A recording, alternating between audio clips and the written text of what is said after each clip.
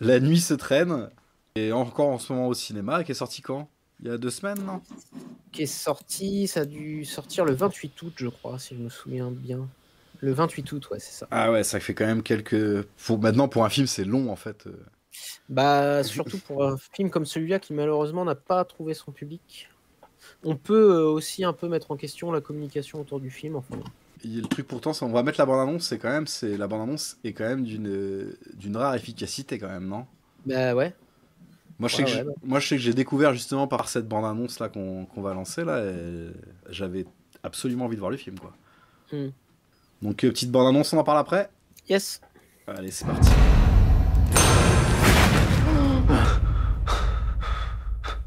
Adi, où est l'argent? Je sais pas. Cette femme, Claire, elle m'appelle, elle demande de lui ouvrir. Je lui ouvre. Ta complice? Non, pas du tout, je l'avais jamais vue, je vous jure. Toi, c'est comment? Madi. Madi. Si à la fin de cette nuit, t'as pas retrouvé cette fille et ce qu'elle m'a pris, tu finiras soit mort, soit en prison. Donc, tu vas m'aider, Madi? Ouais. Quand je ne dors pas, la nuit se traîne, la nuit n'en finit, et j'attends. Pourquoi t'es là? J'ai pas le choix. Bien sûr que si, t'as le choix. Que quelque chose vienne.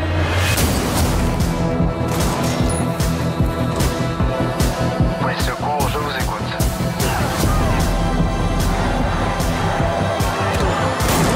À la première occasion, il s'est barré. Il est où l'argent? La nuit se traîne, la nuit n'en finit plus.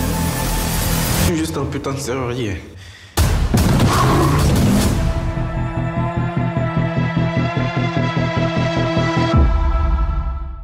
La nuit se traîne, voilà. Donc la bande-annonce qui envoie, on peut le dire. Ouais. Qui pour le coup en plus nous dispense un peu de faire le pitch quoi. Oui, je pense que là, vous avez compris de quoi il en retourne, ouais. C'est ça qui est bien en plus, c'est que c'est hyper, j'allais dire programmatique, mais dans le bon sens du terme quoi. Ouais. Oui, c'est un film concept. On a le Lion Vert qui apparemment est d'accord avec nous, vu qu'il nous dit c'est excellent, la nuit se traîne, et pour le coup, le film ne se traîne pas. Tout à fait vrai. C'est le cas de le dire, quoi. Et puis le Lion Vert n'apprendra rien ce soir, puisqu'on est, on est effectivement assez d'accord avec ce constat. Donc si on pitche pas, par contre, on peut quand même dire d'emblée, mais je pense qu'on comprend aussi avec le titre et avec la bande-annonce, c'est que c'est donc un film qui se passe sur une nuit. C'est des films que moi j'appelle les films After Hours. Ouais. Ouais. Donc les films After Hours, quoi, des films où le soleil se couche dans la première scène et où il se lève dans la dernière scène, quoi. Donc t'as même des films donc, qui datent d'avant, hein, celui de Scorsese. Ça, on pourrait dire, bah il y a le The Warriors, les guerriers de la nuit, Die Hard, qui est sorti juste après After Hours, quoi. Ouais, après il y a Miracle Mile aussi. Miracle Mile, donc ouais, qui est un film qu'on vous reparlera aussi, j'espère. Et le Collatéral. Et on pourrait dire aussi le jour de la bête. Ah, moi je le mettrais dedans, le jour de la bête. Le jour de la bête. En fait, il commence quelques jours plus tôt, je crois. Ouais. Mais globalement, en fait, tout le film se situe quand même sur. Ouais, enfin, il rencontre quand même le métalleux, là, il le rencontre pas le soir même. Hein. Je me demande s'il le rencontre pas la veille au soir, en fait. Tu ouais. vois, enfin, bon, bref, quoi. On peut redire celui que tu as cité et qui est quand même vraiment, je pense, le film auquel La nuit se traîne fait directement penser, c'est Collatéral, Michael Mann. Ouais. Et après, on peut repartir aussi un peu plus loin dans le film noir, par exemple, parce qu'il me semble que les Forbans de la nuit de Jules Dassin doit se passer en une nuit aussi, je crois, si je me souviens bien. Mais enfin. Ouais. Il y a plusieurs films noirs qui se passent en une seule nuit. Hein. Parce que Nous avons gagné ce soir. Oui. C'est un peu particulier. Ça se passe vraiment en temps réel. Donc, du coup, ça se passe pas sur toute une nuit. Ça se passe que sur 1h30. Mais je le mettrais dedans aussi, dans ces films. En tout cas, on peut constater que tous ces films sont quand même plutôt bons. Et Dixon, Mark Dixon. Ah ouais, Dixon. Je crois qu'il se passe sur une nuit aussi. Il me semble. En tout cas, on peut dire que ça, c'est toujours preuve d'efficacité et que limite rien qu'avec ce concept de mettre le film en une nuit, c'est comme si la moitié du boulot était fait presque. À moins qu'il faille absolument avoir la mise en scène qui va avec. Ouais. Ouais. Ah, faut quand même, après, faut savoir tenir la nuit aussi, hein. C'est pas toujours facile, niveau rythmique aussi, le passage des 4 heures du mat, c'est difficile pour tout le monde, mais là, dans le film, non, le rythme est soutenu tout du long, ouais. Même, j'ai envie de dire, augmente au fur et à mesure du film, quoi. Donc Jonathan Feltre est très doué, comme dans Rascals, autre film qui ancre bien dans son époque lui aussi. Ouais, j'ai malheureusement pas vu les Rascals. Tu l'as vu toi? Je l'ai pas vu non plus, non. Ouais, je l'ai raté, mais faut que j'ai vu qu'il avait fait ça juste avant et tout. En plus, ce qu'en fait aussi, donc il y a la trame enfin, ce qui relie les deux films aussi, c'est, j'imagine, la question du racisme. Tout à fait, et puis avec cet acteur qui est très charismatique. Genre, moi, je trouve que dans La Nuit se traîne, on ressent assez vite qu'il a tout à fait moyen de porter le film sur ses épaules. Et en même temps, qu'il joue des personnages qui sont toujours en danger, en fait. Parce que dans les Rascals, c'est pareil, il doit passer dans des situations pas terribles non plus. Et là, dans La Nuit se traîne, il s'en prend aussi plein la tronche, quoi. C'est vraiment, c'est pas loin d'un McClane, hein, là-dedans. Ouais, c'est vrai, la star d'action, quoi. Mais en plus, avec ce côté, c'est pour ça que le film fait penser aussi à Collatéral, c'est ce côté l'homme de la rue aussi. Et ce côté, ce mec a rien à foutre là, en fait. Et comme Jamie Foxx aussi, et peut-être même encore plus là dans son cas à lui, plus encore que Jamie Foxx, c'est une bonté qui se dégage du mec aussi, en fait, assez naturelle aussi, quoi. Je sais que Jamie Foxx avait ce côté un peu zen, zen cool, tu vois, le taxi zen cool, et là c'est aussi un mec assez solaire, je trouve, dès les premières scènes du film, quoi. Ouais. Et le côté aussi qui fait penser beaucoup à Jamie Foxx dans Collatéral, en fait, c'est ce côté homme de la rue, et du coup ce côté que le métier du personnage, en fait, lui donne un skills, en fait, qui va lui servir aussi pendant la nuit, en fait. Donc que ce soit dans Collatéral, le fait qu'il soit taxi, et que le principe du film, ce soit de déambuler dans Los Angeles. Et là, le principe, c'est qu'il est serrurier, donc. Ouais. Donc je sais pas si c'était si clair que ça dans la bande-annonce, mais donc c'est un serrurier, et ça lui donne direct aussi un espèce de super pouvoir du quotidien qui est super cool, en fait.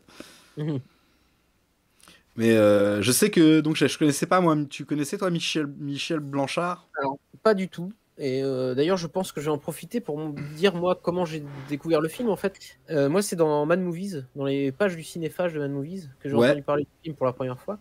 Et en fait, dans la critique, ils disent que le mec a été signé par Sam Raimi, en fait. Et vraisemblablement, il a dû être signé par Sam Raimi avant même son long métrage, puisque Sam Raimi et Robert Tepper figurent au remerciement de La Nuit se traîne dans le générique de fin. Ouais, et surtout que... Il y a un extrait d'Evil Dead aussi. Voilà, ouais. J'avais vu aussi qu'il avait été signé par... Après le film, là, du coup, et je pensais que c'était avec le long métrage là qu'il avait été signé. Je me suis dit, ouais, c'est marrant, il fait un clin d'œil. En fait, non, Ouais, je pense que ça a dû précéder. Non, bien sûr, c'est sur ses cours où il en a fait 5 ou 6, non? Bah, il y en a un surtout dont j'avais beaucoup entendu parler. Alors, manque de bol, il était dispo sur Canal apparemment pendant longtemps, et maintenant il ne l'est plus. Qui s'appelait T'es morte Hélène, je crois, ça s'appelle. Oui, c'est... Ouais. Non, T'es morte Adèle. Hélène, je crois. Ah bon? Il me semble. Je vais vérifier. Mais... Ah, je croyais qu'il y avait le jeu de mots. Avec... Bah je... Non, c'est bien T'es morte Hélène. Hein. T'es morte Hélène. Ok. Ouais. Et qui a l'air très rigolo comme film. C'est sur un mec, en fait, qui vit dans son appart avec le fantôme de sa copine, en fait. Il a perdu sa copine, il a dû perdre sa copine dans un accident, un truc comme ça.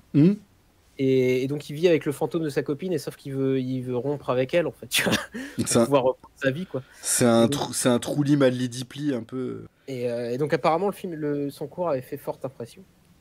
Et du coup, moi, le simple fait que le mec soit signé par Sam Raimi, je me suis dit, faut aller voir son film, parce que en général, Sam Raimi signe quand même des gens qui savent faire du cinoche, quoi. Ouais.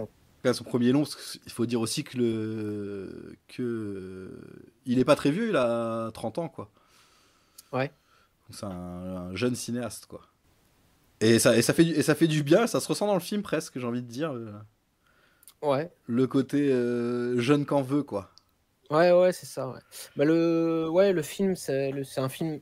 Moi, je trouve que c'est un film à carte de visite un petit peu, mais une belle carte de visite, quoi, avec les caractères en relief et tout. C'est de la belle ouvrage. Et je trouve que bon, voilà, le film se veut principalement être voilà quoi, être une démonstration de force, etc. Et il l'est très bien, quoi. Il y arrive très bien. Ouais, en fait, c'est le truc, c'est que le film a plein de couches. Mais comme on pourrait dire un peu justement de ce qu'on disait tout à l'heure, quoi, que beaucoup de films de noir se passaient sur une nuit, mais c'est sûrement le genre auquel il se rapproche le plus finalement. C'est un film noir d'action en fait, un actionneur noir. Et donc je te disais ouais que ces cartes de visite, c'est aussi une vraie volonté aussi de faire un film en fait grand public, je trouve. Ouais. Tu sais qu'on avait eu la vague un peu avec Beled et les Ardennes de films belges un peu polar comme ça, polar noir et tout, mais qui était quand même vachement plus sombre. Vachement plus à rentrer dans le tas et tout. Là, c'est pas le cas, je trouve, notamment par ce personnage en fait. Le fait qu'on rentre par le personnage. Et après aussi, le fait que le lion vert là, le dit, c'est Romain Duris, c'est surprenant en méchant. Et le fait aussi que ce soit Romain Duris qui fasse le méchant. C'est que là, on a vraiment un choix pour le coup de. J'ai envie de dire le choix du charisme un peu. Ouais. Et c'est. Je voyais en fait, c'était Audiard lui disait ça quand il choisissait ses acteurs, de soit tu prends un acteur connu, soit tu prends un acteur pas connu. Et que quand t'as un acteur connu, en fait, il a déjà une histoire en fait auprès des spectateurs, quoi. Ouais. Et que là, ouais, Romain Duris, en fait, il y a une histoire. Donc en plus, on peut le dire, son personnage est vraiment découvert comme ce que vous avez vu dans la bande-annonce, quoi. Ouais.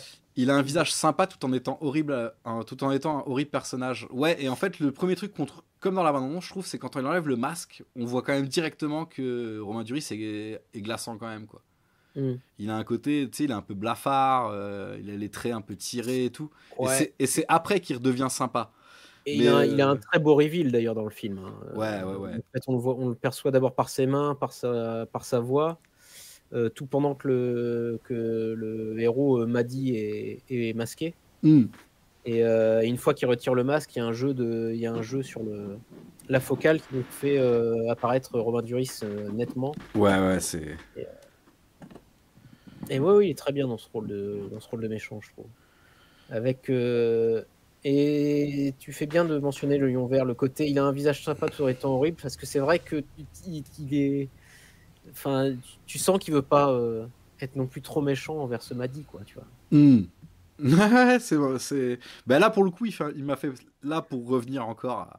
Mais c'est pas du tout un film référence et tout, référence. Mais là aussi, il y a un côté aussi Tom Cruise dans Collatéral aussi d'avoir ce personnage qui est quand même un gros bâtard, un tueur, quoi. Mais qui a de l'affection pour le gars qui l'accompagne.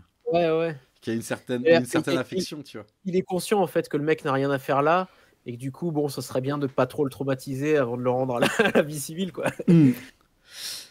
Mais je pense qu'il y a un côté, bon, on a mis le panneau, on l'a laissé pendant tout le live, là, le panneau spoilers possible, donc on peut dire, il y a ce côté aussi que je pense quand même qu'au début du film, il veut le buter à la fin. Et qu'en fait, il y a un côté quand même que quand il rencontre, machin, comment l'histoire se déroule après, là, sans trop vous en dire, mais ils se recroisent après, machin et tout. Je pense qu'il se dit quand même, putain, le petit, il est bien, en fait. Il a du retour, le petit, quoi. Ouais, possiblement, ouais. Et on a un casting qui m'a un peu troublé, donc qu'on était sur Duris et on parlait de l'excellent Jonathan Feltre. C'était donc la jeune fille du film, où il y a tout un truc sur son nom, justement, qui est super bien. Dans le film. Ouais. Après les castings, on va en parler de toute façon. On va en parler de l'écriture. Mais il y a le Natacha Krief qui fait la jeune fille là. Moi je pensais vraiment que c'était justement Alba Gaia Belugi dans la bande-annonce en fait. J'avais pas fait gaffe, tu vois.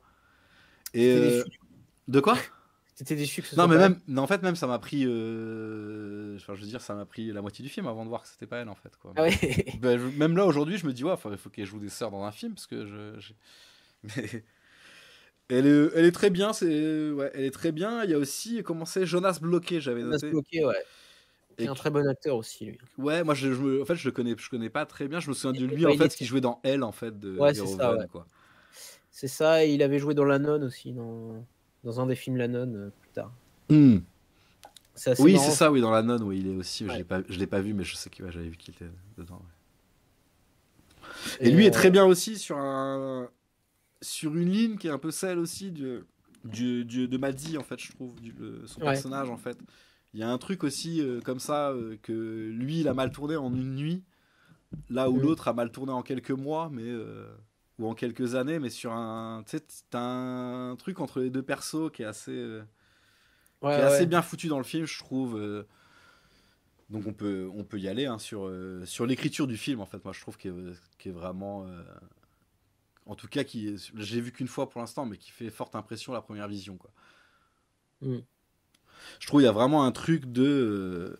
t'as un scénario, vraiment, t'as le truc du scénario bien ficelé, mais tu sais, qui garde bien des cartouches pour les bons moments, quoi. Ouais. Qui garde toujours une petite surprise pour la scène d'après, un petit truc que t'avais pas forcément vu venir, ou même quand c'est pas surprenant, ça fait toujours plaisir à voir, tu vois. Et je trouve que rien qu'au niveau de l'écriture, c'est déjà, c'est assez ludique, quoi.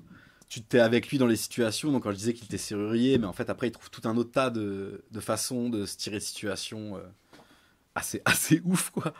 Oui, quand il se fait placer pour un plombier aussi et tout, bah, c'est stylé aussi. Ouais. Et même puis l'écriture des situations est vraiment c'est très bien fait. C'est vrai qu'il y a plein de retournements de situation dans le film, quand même. Et puis ce qui est super aussi, c'est que les personnages, enfin tous les personnages ont leur raison, en fait, aussi, quoi. C'est-à-dire que le personnage de Jonathan Feltre, là par exemple, il a aussi fait des conneries, et parfois dans le film il va aussi faire des trucs pas cool, quoi. Tu vois, et voilà, personne n'est totalement gentil, personne n'est totalement méchant. Et comme le non, à la rigueur un petit peu, mais le bras droit là, tu vois. Le mec, j'ai pas son nom, mais... les dents argentées là, non ? Ouais, c'est ça un peu celui qui les accompagne dans le bordel là, tu vois. Ouais. Parce que c'est lui qui pète la gueule à un autre gars. Lui, c'est un peu un taré, quoi. Ouais. Il y a ce personnage là qui est un peu un taré, et le perso aussi les deux persos tarés, en fait, si c'est lui et le nazi au début là. Ah là là. Mais tu vois, même ce truc là, en fait, en gros, pour vous dire, donc ce qu'on voit au début du film, c'est il se fait avoir donc par une nana qui l'appelle en serrurier pour ouvrir un appart en faisant croire que c'est chez elle, et en fait elle vient pour chourer de la thune dans l'appart, et elle se casse, et une fois que... Et donc le jeune Maddy là, il attend dans l'appart, et à ce moment là rentre un gars. Alors déjà il voit que dans l'appart il y a justement un gros drapeau nazi, et là débarque un gars, mais c'est le gars qui est dans les Ardennes, je crois, non? Je sais pas, j'ai pas identifié l'acteur. J'ai pas noté son nom, mais il me semblait que c'était un des deux frangins dans les Ardennes, donc un mec bien massif et tout là. Et même ça, tu vois, dans l'écriture, c'est super cool parce que tu sais, déjà t'as le drapeau nazi dans un plan, ça met une ambiance, tu sais, ça tend l'ambiance directe, quoi. Et en fait après tu fais mais effectivement le Maddy il est noir. Et le mec il arrive, il fait qu'est-ce que tu fous chez moi. Enfin tu sais, tu te dis ça, tout explique tout dans le scénar, et c'est vrai, ça fait plaisir, tu vois, ça s'enchaîne bien. Pour le coup, on parlait de Trap la semaine dernière, où on disait que le film se faisait pas mal bâcher sur son écriture. Et nous, on avait, même toi aussi, on avait plutôt tendance à le défendre et tout. Plus indulgent, sur cette question-là, Que c'est vrai que quand tu tombes sur La Nuit se traîne 2 semaines après au ciné, tu fais effectivement, je reconnais que là, le Michel Blanchard qui l'a écrit avec quelqu'un d'autre quand même, non? J'ai vu, c'est pas comment s'appelle ce scénariste, Gilles Lemarchand. Mais exactement. En collaboration scénario. Mais oui, je l'ai pas renoté dans mes notes, mais voilà aussi. Donc Gilles Marchand, donc qui est donc le co-auteur depuis même Harry, un ami qui vous du bien. Je crois que c'est déjà Gilles Marchand. Qui est co-scénariste de Dominique Moll, tu veux dire? Oui, c'est ça, qui fait tous les Dominique Moll, et qui a bossé aussi avec d'autres personnes et tout. Et qui a dû réaliser 2 films, je crois. 2 ou 3, Qui avait réalisé. Alors là, je vais plus les avoir. J'avais oublié de le prendre en note, justement. C'est pour ça que je me demandais avec qui il avait scénarisé. Mais en tout cas, c'est de l'écriture. Il avait réalisé Dans les bois avec Jérémy Elkaïm. Il avait fait un film sur les jeux vidéo là, avec Louis Bourgoin. Et il avait fait la série sur le petit Grégory sur Netflix. Ok, Là, sur La Nuit se traîne, c'est donc parfaitement ficelé, quoi. Et puis ça sonne bien, les dialogues sonnent bien et tout, c'est bien écrit. Ce qui peut toujours être un peu un problème sur des polars français ou quoi, où des fois tu as l'impression que des genres un peu plus dominés par les Américains, tu as l'impression que ça sonne moins bien quand on les ramène en France, mais là c'est pas le cas du tout. Là, ça sonne bien. Ouais, et puis en plus il y a là le truc qu'on peut dire en plus, c'est que du coup il y a ce truc que c'est pas français quoi. Non, oui, c'est belge en plus. Et qui rajoute aussi une strate d'exotisme à ce niveau-là aussi sur le truc. Sur cette construction du genre par rapport à une géographie en fait. Et je pense que c'est cool aussi pour que en fait c'est vrai qu'en France, après c'est peut-être ça qui lui a pas rendu service. Tu parlais tout à l'heure que le film n'a pas trouvé son public, mais c'est peut-être ça qui lui a pas rendu service, c'est que ces films de genre quand ils sont faits en France, ils trouvent rarement leur public en fait. Ouais. À part quand c'est avec Liam Neeson et que c'est Taken, tu vois. Mais que du coup le public y va parce qu'il pense que c'est un film américain quoi. Ouais. Et que là je pense que La Nuit se traîne est perçu vraiment comme un film comme un polar français en fait. Ouais. Le fait qu'il y ait Duris, le fait qu'il y ait... Ouais. Après, mais le truc, c'est que la plupart de ces polars français aussi se passent souvent à Paris, voire à Marseille. Mais au final, Marseille a une vraie identité aussi. Et que là, je pense que même un public français peut vite s'y retrouver aussi avec justement cette dimension un peu exotiste, d'avoir une ville qu'on voit moins. Et une ville en plus, quand on la voit jamais comme ça, quoi, Bruxelles, du coup. Là, je sais pas, j'ai pas souvenir d'avoir vu Bruxelles comme ça dans un film, quoi. Non, ça ne me dit rien non plus. Il y avait... Mais sachant que la ville pose quand même des problématiques qui peuvent se rapprocher de la France aussi, au niveau de comment tu fais une course de bagnole dans les rues, comment tu justifies que des personnages utilisent plutôt un flingue, plutôt une arme blanche, où on peut tirer, où on peut pas tirer, quels sont les endroits où tu es en centre-ville, où tu es dans les rues dans les recoins plus étranges, tu vois. Je sais que il y a le truc par exemple qui est super cool, c'est le fameux... À quelle heure fait l'épicerie du coin aussi. Ouais, l'arabe du coin, quoi, qui ici a l'air plutôt d'être un belge, mais... ouais, un bon belge, ouais. Mais sympa, très sympathique. Et ouais, il y a le décor qui est super cool, le décor justement où il emmène Maddy, et en fait tu t'aperçois que c'est dans un immeuble en construction, Romain Duris, et là en fait tu te demandes si ce truc-là de mafia et tout, ça tourne pas autour du bâtiment et tout, c'est... Ouais, surtout qu'il a des... Enfin, il a du matos qui laisse penser, ouais. Où tu te dis, ouais, en fait, la thune, c'est des embrouilles liées à des gros contrats immobiliers, de travaux, et qu'en même temps, dans le bâtiment, il peut faire facilement disparaître des gars et tout. Enfin, c'est... Juste en un décor, un petit plan juste comme tu dis, sur le matériel. Enfin, tout est porteur d'intérêt, quoi. Sinon de sens. Et avec une concision remarquable.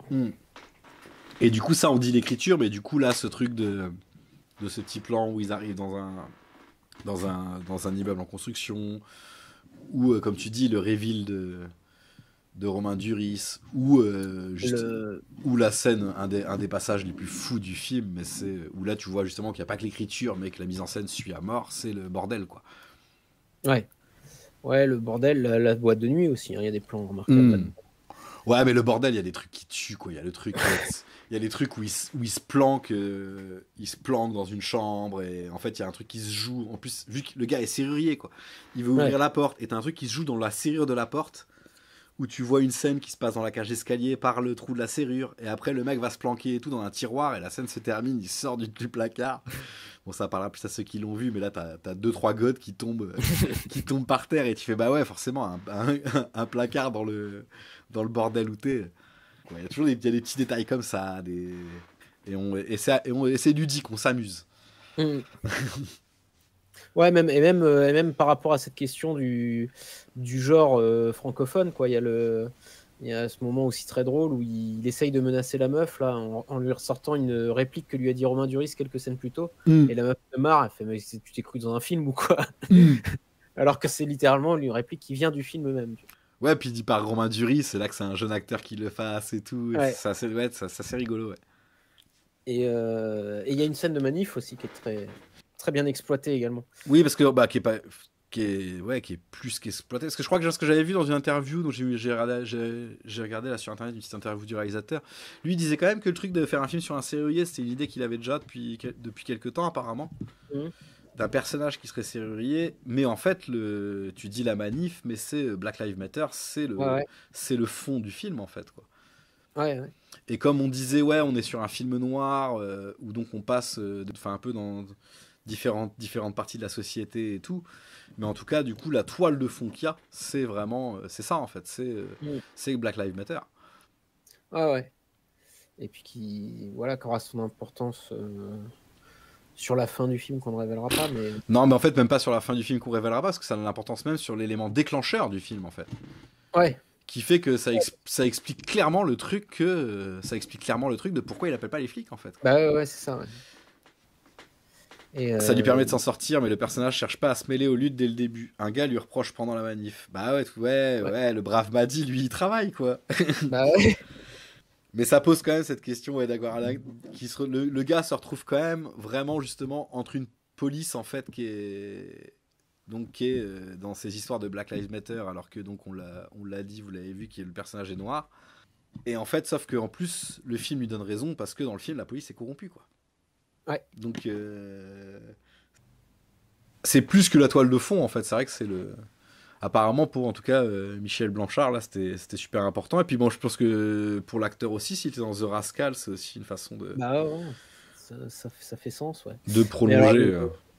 Mais le truc l'ironie du truc, c'est qu'il y a quand même des critiques qui lui reprochent de ne pas être assez politique au film. Ça c'est un des principaux reproches que j'ai lu sur le film là, sur Allociné, etc. Il y a les critiques, je sais plus, il y a les fiches du cinéma notamment et tout, qui lui reprochent justement de pas s'épancher plus sur la question du Black Lives Matter, etc. Ah ouais. Ouais, moi ce que je trouve très étonnant aussi, parce qu'en vrai, moi je trouve que c'est vraiment parce que je trouve ça, en tout cas je trouve que ça a suffisamment de poids dans le film en fait. Bah ouais, c'est ça, ouais. En fait, en mettre trop, ce serait trop lourd pour moi. Parce que en mettre plus, ce serait trop, quoi, je trouve. Là justement c'est vraiment parfaitement ouais, enfin en tout cas dans le film que tu vois, c'est vrai que t'as du mal à imaginer qu'il y en ait plus en fait. Bah ouais. Enfin comme on dit, t'as le truc le nazi au début, après donc lui qui appelle pas les flics, la police corrompue, effectivement jusqu'à la fin, ça se termine quand même sur une fin où c'est le centre du sujet un peu, quoi, mais ouais. Est-ce qu'il reproche pas vraiment le final Donc je sais pas, on va pas aller jusqu'à spoiler, mais en fait c'est vrai qu'en fait on pourrait dire que la fin est pas aussi définitive que les fins des films qui abordent cette question-là. Ouais, peut-être bien, mais enfin avec c'est quand même t'arrives quand même au bout du truc, quoi. Moi ça m'a pas gêné dans le film, mais le film reste assez ouvert, hein, sur la fin quand même. Ouais. Et ça choisit du coup un axe qu'on retrouve aussi souvent dans le film After Hours, c'est l'axe romantique en fait, quoi. Bon, qu'on retrouve pas trop dans le After Hours de Scorsese pour le coup, mais qu'on a dans Miracle Miles et Collateral en fait. Ouais. Avec cette espèce de truc de comédie romantique en fait, même de comédie romantique du hasard, quoi. Et là en plus c'est encore mieux fait encore mieux fait. Disons que là ça suit plus un arc de comédie romantique que chez Collateral, c'est que c'est beaucoup plus suivi sur le film.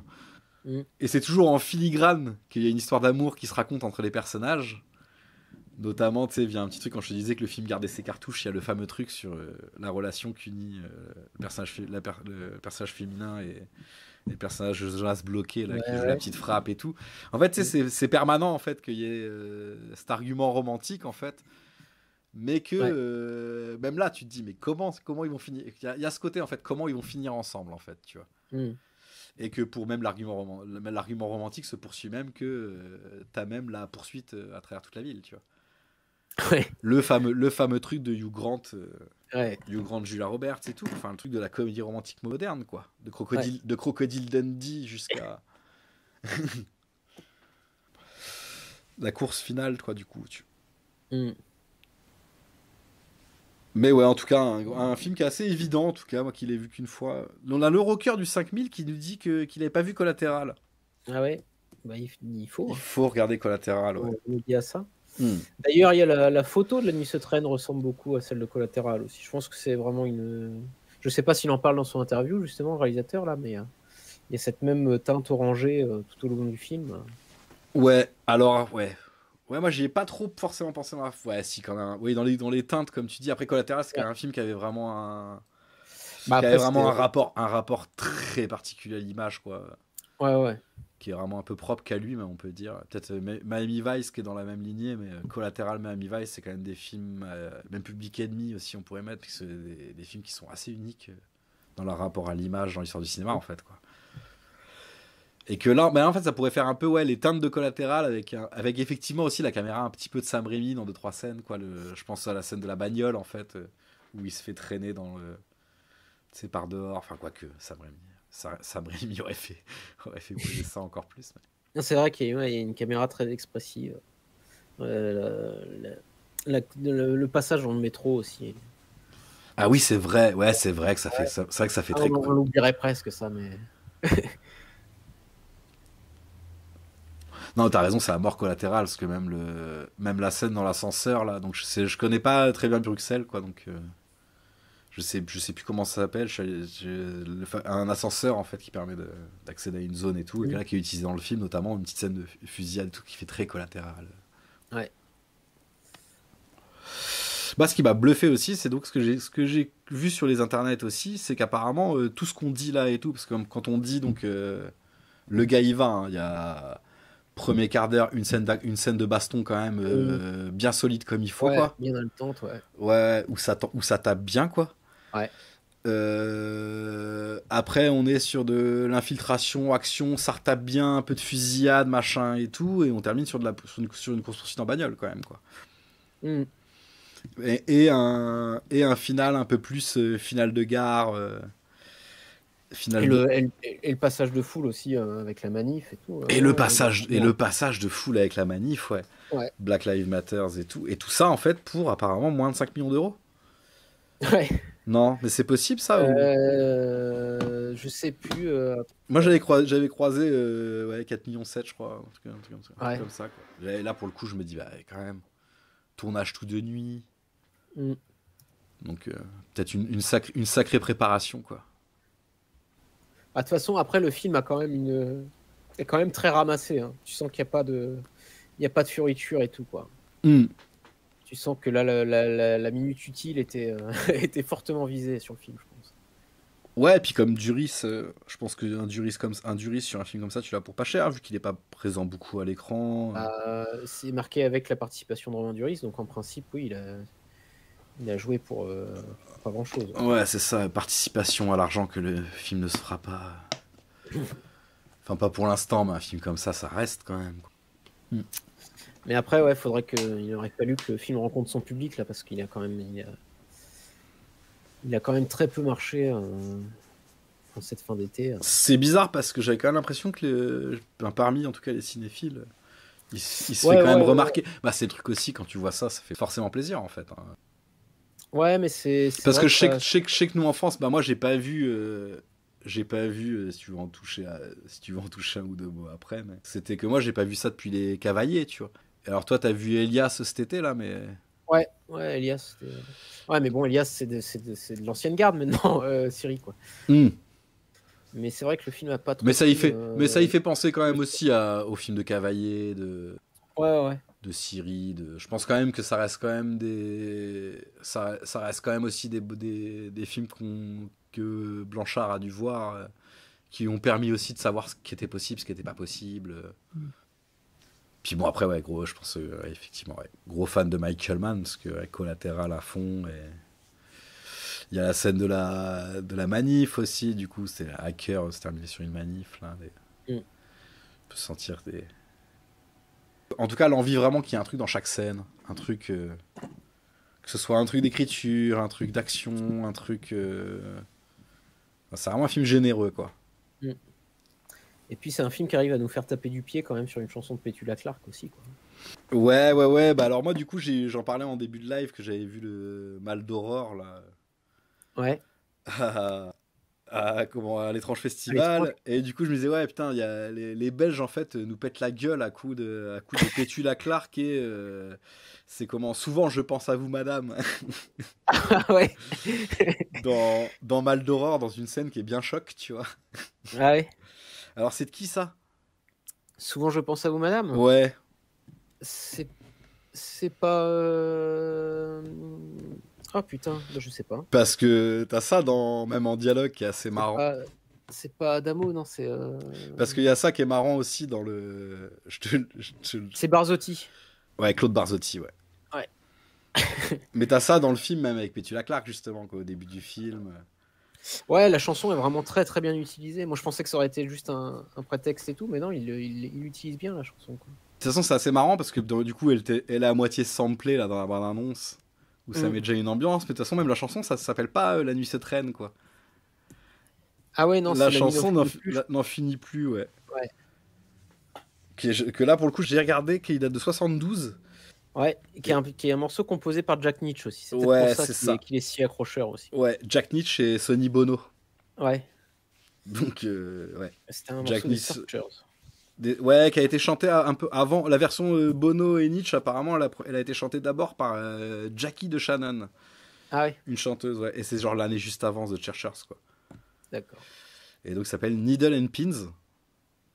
Et où les paroles n'ont pas grand chose à voir, quoi. Mais elle pourrait bien coller avec La nuit se traîne quand même. Mais je trouvais ça marrant aussi que le titre ne soit pas le titre du film pour autant. Ouais. Mais que le titre colle bien avec ce polar noir là, comme on disait aussi, ça fait vraiment très film noir, quoi. La nuit se traîne, ça pourrait être du tourneur, quoi. Le lion vert, je trouve que la fin du film aurait pu aller plus au bout des choses, mais c'est pour pinailler. Ouais, il y a peut-être un truc, ce qu'on disait tout à l'heure, que c'était ouvert.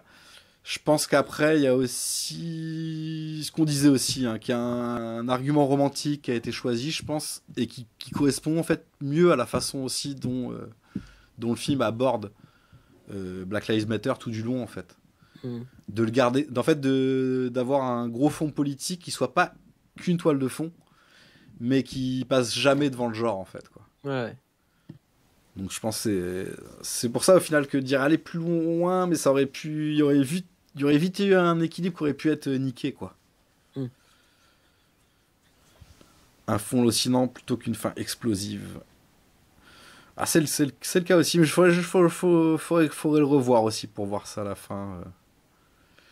Qui colle quand même bien avec ce qu'on voit au début du film, justement, hein. Je te disais l'argument romantique, mais il y a un côté Miracle Miles aussi, quoi. Bon, avec une autre forme d'apocalypse pour le personnage, quoi. Et puis c'est vrai que t'as un côté, le fait que ça se passe à Bruxelles, tu penses aussi forcément à... Enfin, moi, je sais pas, moi, Bruxelles, j'associe directement à l'Europe, tu vois. Ouais. À côté l'Union Européenne et tout. Oui, c'est ce que j'allais dire. On l'a eu aussi dans Une affaire de principe cette année. Bah, c'est ça, ouais, avec Bully Lanners, donc, qui jouait José Bové. Qui était aussi un très bon thriller. Mais ouais, un très bon thriller, mais un thriller sur l'Europe et du coup un thriller diurne, quoi. Ouais. un thriller de jour, quoi. Un thriller de jour dans les bureaux, alors que là on a vraiment la face complètement inverse de Bruxelles. C'est un film de rue la nuit, donc l'inverse d'un film de bureau de jour, quoi. Enfin voilà, quoi. Je sais pas si t'avais d'autres choses à dire sur le film, parce qu'on a déjà fait Bah non, c'est déjà pas on mal, a déjà fait un bon petit tour dessus, là. Ouais. C'est un... Ouais, puis moi je suis très impatient du coup de voir ce que nous réserve Michel Blanchard à l'avenir. Bah ouais, parce que signé par Sam Raimi, mais vu qu'apparemment ce serait le duo de Vermine qui serait sur Evil Dead. Ouais, qui serait sur un Evil Dead, mais donc après... Sam Raimi prépare autre chose. Bah, après il aime bien les Français, parce qu'il avait fait Crawl avec Aja, ouais. Avec Aja. Je sais pas s'il fait Crawl 2 du coup, parce que Aja a annoncé Crawl 2. Il y a pas longtemps. Je pense que oui, parce qu'il s'est dit que c'était très bien passé, donc je pense qu'il y a Crawl 2, il y a Sam Raimi bien au moins en exécutif pour récupérer le chèque quand même. Faut pas déconner.